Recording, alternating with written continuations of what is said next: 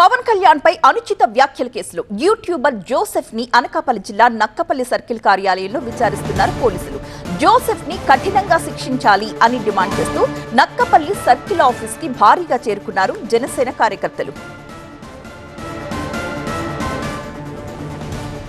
YouTuber Raavan alias Joseph ని వరుస కేసులు వెంటాడుతున్నాయి. రావణ్ పై కేసుల్లో గత 3 రోజులుగా అరెస్టులు, బెయిల్ పర్వాలు కొనసాగుతూనే ఉన్నాయి.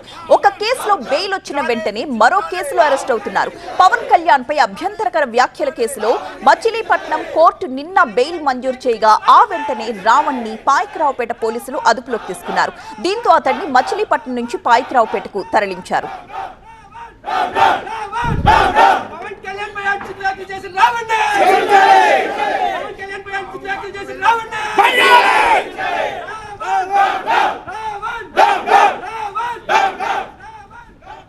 యూట్యూబర్ రావణ్ పై అనకాపల్లి జిల్లా పాయకరావుపేట జనసేన ఇన్ఛార్జ్ గడ్డం అప్పారావు పోలీసులకు కంప్లైంట్ ఇచ్చారు.